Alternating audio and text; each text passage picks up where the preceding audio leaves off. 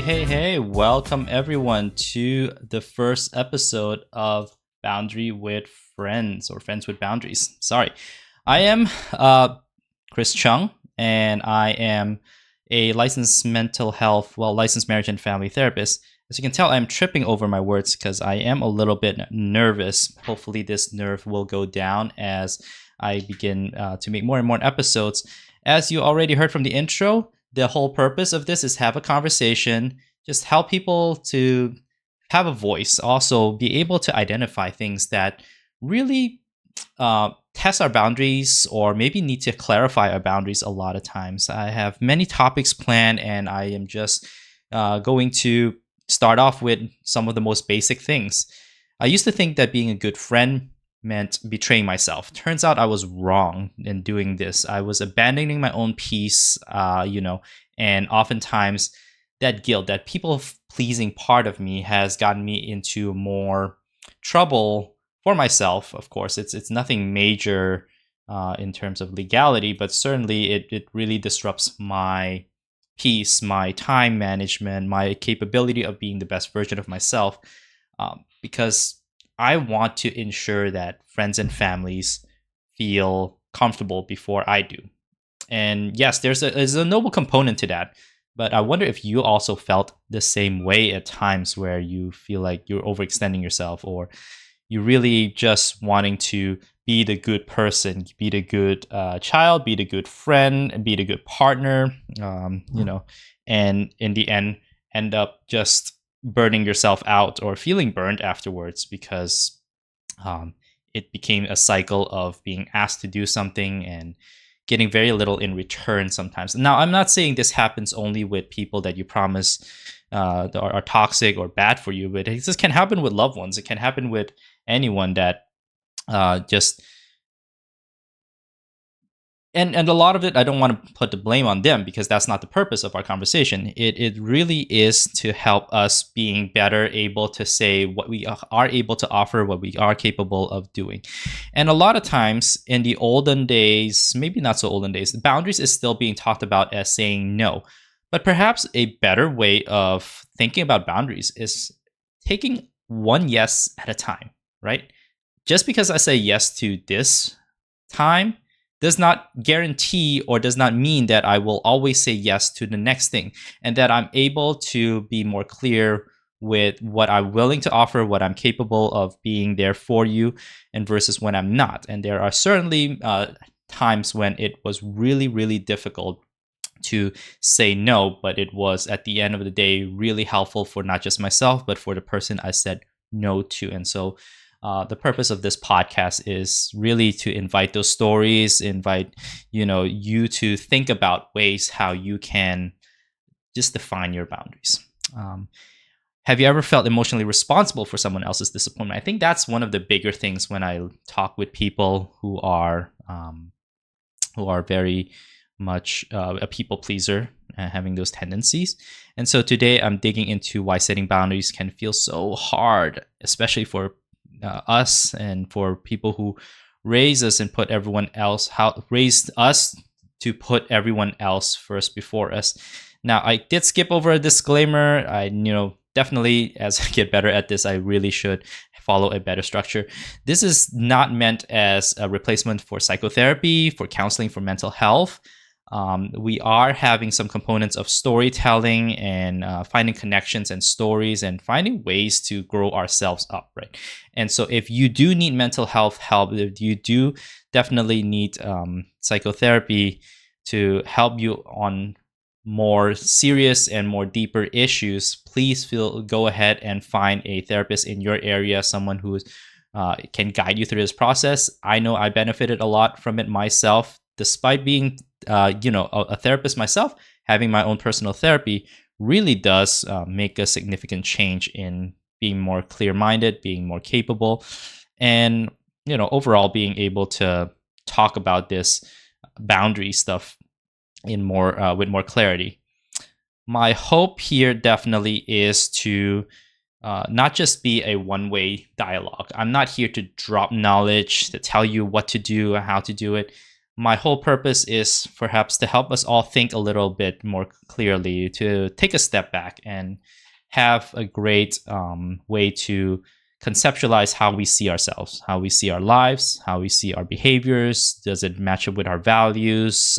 Can we take it one yes at a time, right? So, Friends with Boundaries, the podcast for covering people pleasers, overfunctioners, anyone who tried shrinking themselves to keep the peace.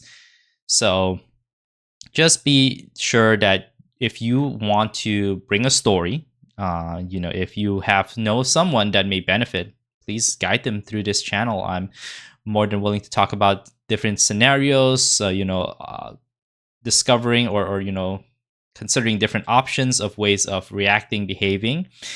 You'll always be joined by myself and sometimes by my fur children in the back. You'll see them hovering around some here and there. So, why is boundaries necessary? So there is this concept didn't really come clearly to me until I was in my master's program and studying counseling and psychology. The whole concept itself felt very foreign. As someone who is a child of an immigrant family in a Chinese family, saying no or setting a limit on what people may ask of you felt very selfish, felt very much a individualistic type of thinking, and that it really sacrifices some of the peace at times in which we see that as as okay, as something that we should be doing, when in fact it didn't occur to me that I can be a separate person while also respecting my family, while being there for my family and friends. And there are definitely different options or opportunities available to me rather than just saying yes and going out of my way to help, or what I can see as help, maybe into a point, maybe enable others to continue their unhealthy behavior. So let's kind of think about boundaries in a simple sense. Maybe my hope is coming up with an analogy each episode. The most simple, basic way is to think about a home. A home has doors, windows, walls. It really tells you what is the living space. And then for others who are more fortunate, having a larger space, maybe they have a yard, all right? Then you have fences around them. Those are outlines of a boundary. Those can define and tell people where is private property versus where it's still, strangers, acquaintances, people that need to go through these areas. They can't just come into your space without permission, without letting you know ahead of time, and then you have a say within your realm, within your living space. Now we can talk about other intruders, infestations, grass, animals, thieves, right? Those are boundary crossers. And those definitely are not coming in with permission or not expected. Separate, we'll have a talk about that topic. But if we imagine our emotional space like a living space and very clear where we begin, where we end, we also have that capacity to say who's invited to be part of this and how long, right? We may have house guests, some of you. I definitely have a few house guests before, but never long term. But some of you may have opened up your house a little bit longer for significant people in your lives, but it's never someone who should be taken advantage or just decide to change your living space without permission, or decide to take your stuff and feel that it's within their rights to make changes in your living space. And in the same way, in our emotional space, others should not be doing that. Now, does that mean that they won't try? No, absolutely not. And this is where we hope, in the hopes of having this conversation, you can feel more empowered to be able to outline what you're willing to put up with, what you're not willing to put up with, what you want to say yes to, what you want to say no to.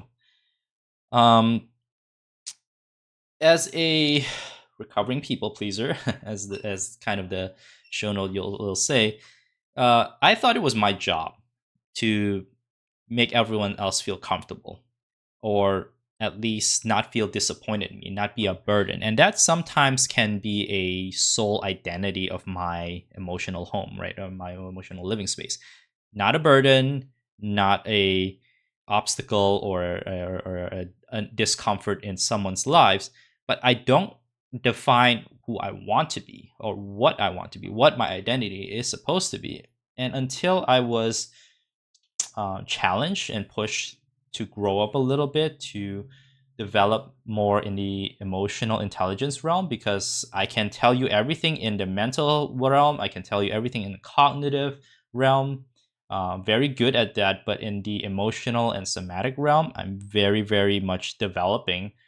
Until I started growing that part of myself up, I find myself in a lot of situations where I'm uncomfortable, where I should have not be part of or not have said yes. Culture plays a definite big role in these aspects. In a Chinese family, the boundaries are less defined because there is a higher value and higher positive sentiment given to those who are able to incorporate family or their community into their identity. All my behaviors, all my thoughts, all my actions will reflect on not just my parents, but also on siblings, also on extended family, and somehow to my community, to the religious settings. And so that's a lot of expectations to carry, and it can get really tiring. I'm not saying that's bad, but did I have the capacity to carry this many, carry the weight of so many people? Uh, I don't think so. I think that needed to be built up. I, for sure, in my experience, felt that uh, when I am capable in my capacity, then I can start taking these other, what do you call it, systems in my life into account and how I want to affect them. But also, in doing so, I want the system to also be there for me. I don't ask a lot, or at least I don't feel like I ask a lot, but just some mutual consideration of my time and what I can offer and what I'm willing to offer, and they'll be okay with it. And also not having to do things that they can do for themselves, right? My job is not to make their lives easier. My job is not really to make anything easier for them. I can be of help from time to time, and most likely temporarily. What happens when we allow our boundaries to be crossed, when we are more consistently? I'm not saying there's a perfect world where your boundaries will never be crossed, where you're always going to have the perfect response to the individuals and family. But if it happens so frequently, where you feel drained, where there's no recovery for yourself, moods like guilt, feeling out of control, a lot of chaos, resentment, and ultimately can build up into a bitterness that you don't like that about yourself. You don't see yourself, and then comes that whole self-criticism, at least for me, where I'm like, wow, I shouldn't be bitter. And then I try even harder to people please, because I think that is the way to get me out of this resentment. But no, it just doesn't work. The most positive, and I have to be very careful with some of the words. I don't want to mean to be like a toxic positivity, as some of you might be familiar with. The most good you can do for others is also the same process of doing good for yourself and doing it at the same time. Like, I love my family. I love my community. I have that want to be a good person and a good influence and a good, having good impact on all my system in my life. But I cannot do that until I know how to be good towards myself, and not in a selfish way, I think that's also something that people get lost in. They feel like if I focus so much on myself, I'll become selfish, and I don't want to be seen as selfish. No, I can't be respectful towards you if I don't know what respect looks like for myself, right? And it doesn't have to be building up just one area. I can build it in both areas. I can learn my limits, learn my capacity, while offering a little bit of myself, and also saying no, I can't offer more of myself for you. Emotions are great key indicators to let us know when our boundaries are just crossed, or when our we lose ourselves in the conversation, in the relationships. Guilt, we are told that loving people means never letting them feel discomfort. Fear, we're scared that if we set boundaries, we'll be rejected or abandoned. Confusion, we don't always know where our responsibility ends and someone else begins. These are some common uh, phrases that people in my life has shared with me when they feel burned out, when they feel that they are having a harder time setting boundaries. It's because of these powerful reasons, powerful emotional reasons. Here's the truth: this discomfort you feel when setting boundary isn't a red flag, it's a withdrawal symptom from overgiving. Let me repeat that. The discomfort you feel when setting boundary isn't a red flag, it's a withdrawal symptom from overgiving. I'm going to give you some time to let that sink in. Now, if you have a thought, please type it in the comment section. I'm really looking forward to interacting with you all and kind of see what thoughts or feelings or memories come up that, how this resonate, land with you or someone you know. So, why is it important then to be friends with boundaries? Boundaries provide clarity. You don't owe access to anyone who confuses love with control. Now, another powerful pole, right? If you love me, you would have no boundaries. No. I have boundaries. Therefore, I can love better. So, ask yourself, is my action a loving action, or is it an action that will lead to being drained, lead to the person not being able to grow themselves up as well? Or is this, a fear of being rejected or unloved? Lots of thoughts. I'm providing this introductory episode as more of a thinking, and over time, I'm hoping to hit on different topics, different people in our lives that may challenge or help define our boundaries. So I'll leave you all with this. Fairly short episode. If you want to dive deeper, I think a great book that I would recommend as a starting point, and something that, amongst even my therapist friends or community, we talked about, if people just read this book, they would be able to go much deeper quicker in their therapeutic work, because a lot of the ideas and learning and concepts are not specifically psychology or counseling, but really things that should have been taught to us. So the book is called Why Has Nobody Told Me This Before by Dr. Julie Smith. You will find the link in the show description. And if you do decide to purchase the book, really no expectations. But if you do, it would really help, because it would be through an affiliate link on Amazon, and that will really help me continue to make episodes like this and be able to have a conversation with you all. So please go check it out. You can always see if it's available in your local library. I use the digital library a lot of times to get books that I can read. But if you feel like this is a good book to own and maybe even pass on to others, I invite you to consider buying it through the link down below. If this hit home for you, share this episode with one person who needs it, or share this channel. Don't forget to subscribe, follow, review, tag me on Instagram at Friends with Boundary, all in one word, Friends with Boundary. You'll also find a link in the show note as well. I love hearing how these episodes are landing with you, and also how this can be built through your feedback, what other topics that we can touch on. Setting boundaries might feel uncomfortable, but staying stuck in resentment is worse. You are allowed to protect your peace. All right, let me repeat that for you and let that be true for you. You are allowed to protect your peace.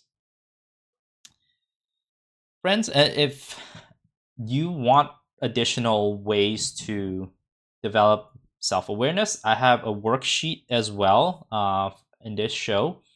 The link will be in the show notes as well. It's just a very quick reflection, prompt journaling, just for you to assess where you are at with your own boundaries, and something for you to marinate and think about.